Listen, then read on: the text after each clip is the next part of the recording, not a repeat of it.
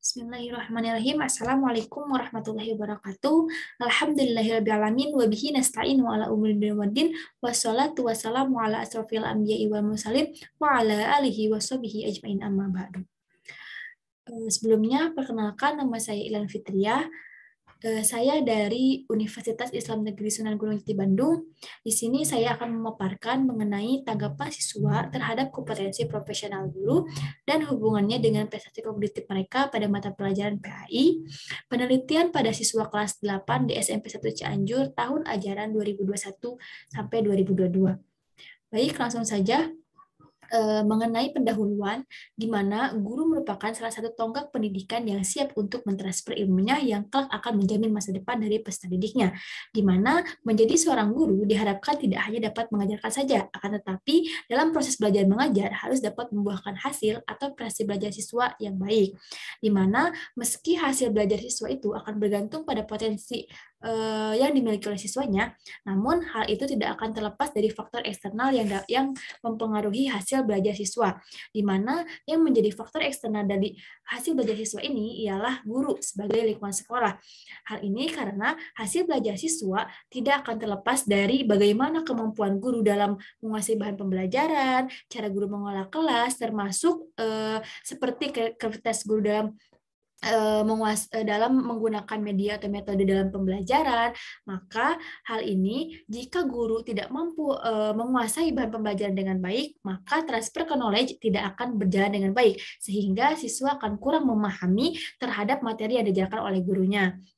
Nah, maka dijelaskan dalam Undang-Undang Republik Indonesia Nomor 14 Tahun 2005 tentang guru dan dosen bahwa kompetensi profesional guru adalah kemampuan guru dalam menguasai pembelajaran secara luas dan mendalam.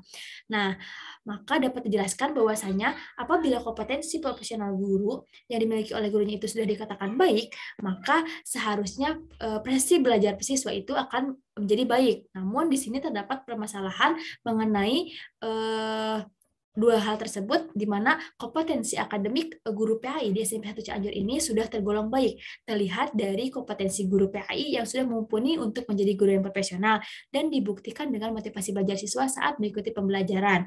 Namun, sebagian besar prestasi kognitif siswa itu masih rendah. Hal ini dapat dilihat dari sebagian besar nilai siswa yang masih di bawah KKM. Nah, lalu mengenai metode di mana pendekatan ini diartikan sebagai suatu cara pandang peneliti terhadap asumsi-asumsi dasar dari suatu penelitian, sedangkan metode sebagian dari cara kerja baku yang dipandang tepat untuk menyelesaikan suatu permasalahan dengan menggunakan paradigma ilmiah menurut Teddy Priyatna tahun 2017. Maka metode yang digunakan pada penelitian ini adalah metode deskriptif korasional dengan pendekatan kuantitatif. Metode yang digunakan untuk mendeskripsikan antara hubungan tanggapan siswa terhadap kompetensi profesional guru dan hubungannya dengan prestasi kognitif mereka pada mata pelajaran PAI. Nah, lalu ada jenis data, di mana jenis data ini terbagi menjadi dua, yaitu kuantitatif dan juga kualitatif. Nah, data kuantitatif merupakan penekanan terhadap analisa pada data-data numerikal atau angka yang diolah melalui statistika, sedangkan kualitatif merupakan penekanan pada analisa pada proses dinamika hubungan fenomena yang diamati. Nah, dengan menggunakan metode ilmiah menurut Saifuddin tahun 1998. Maka data yang disajikan adalah kuantitatif dan juga kualitatif, di mana data kuantitatif ini untuk memperoleh dari tanggapan siswa terhadap kompetensi profesional guru yang dituangkan pada angket dan juga nantinya disebarkan pada sejumlah siswa yang sudah ditetapkan sebagai responden. Nah, selain itu juga ada kuantitatif akan diperoleh dari prestasi kognitif belajar siswa pada mata pelajaran PAI yang nantinya akan dituangkan dalam bentuk tes berbentuk tes tulis secara multi choice. Nah, di mana jenis datanya itu yang digunakan kualitatif dan juga kuantitatif, sedangkan sumber datanya itu sekunder dan juga primer. Baik, langsung saja, yaitu mengenai hasil penelitian juga pembahasan, di mana menurut perhitungan analisa parsial bahwasanya variabel X ini yaitu mengenai kompetensi profesional guru yang diambil dari tanggapan siswa, di mana jawaban yang diperoleh dari responden itu tergolong tinggi, yaitu berada pada yaitu dengan nilai 4,01 sebanyak 80 orang yaitu berada pada interval 3,51 sampai dengan 4,50. Nah, adapun analisa parsial mengenai variabel Y yaitu mengenai prestasi belajar siswa di mana di mana jawaban responden pada kategori ini dikatakan baik, yaitu 75,3 yang mana dijawab oleh 80 responden, yaitu dengan interval 70 sampai 79. Nah, lalu hasil yang kedua melalui uji normalitas di mana variabel X ini diperoleh nilai CHIP square X hitung yaitu 6,55 kurang dari 11,07 nilai CHIP square X kuadrat table dengan taraf signifikan 5%, maka disimpulkan bahwasanya variabel X ini mengenai tanggapan siswa terhadap kompetensi profesional guru ini berdistribusi normal. Nah, lalu mengenai variabel Y yaitu diperoleh nilai C kuadrat X kuadrat hitung yaitu 6,67 kurang dari 11,7 yaitu sebagai nilai C square-nya chips kuadratnya yaitu X kuadrat table dengan taraf signifikan 5%, maka disimpulkan bahwa variabel Y mengenai prestasi kognitif siswa pada mata pelajaran PAI ini berdistribusi normal juga.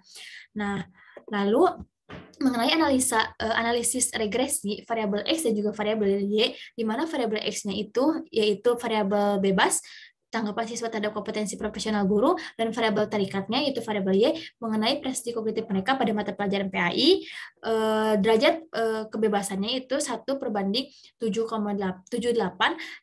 F hitungnya itu 3,02, F table-nya itu 3,96, dan interpretasinya itu linear.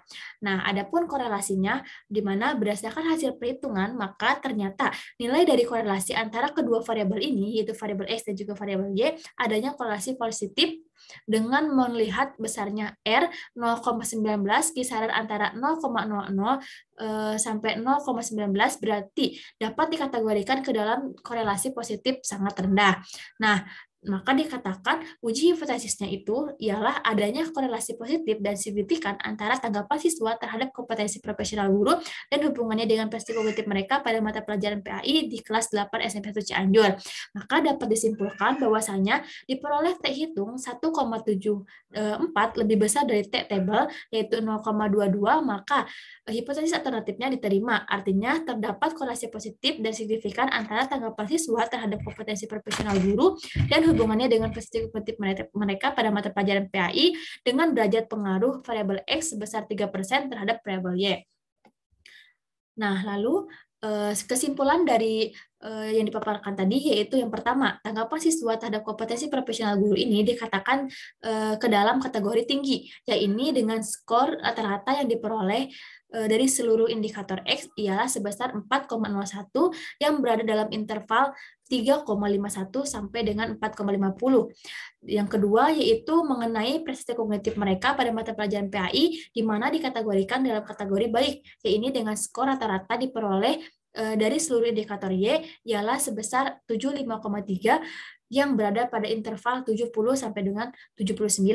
Nah, lalu yang ketiga mengenai korelasi antara tanggapan siswa terhadap kompetensi profesional guru dan hubungannya dengan prestasi kognitif mereka pada mata pelajaran PAI ini dikategorikan ke dalam kategori sangat rendah dengan koefisien korelasi 0,19 dan kadar pengaruhnya itu sebesar 3%. Maka hanya itu yang dapat saya sampaikan. Mohon maaf bila banyak kekurangan. Wabillahi taufiq walhidayah. Wassalamualaikum warahmatullahi wabarakatuh.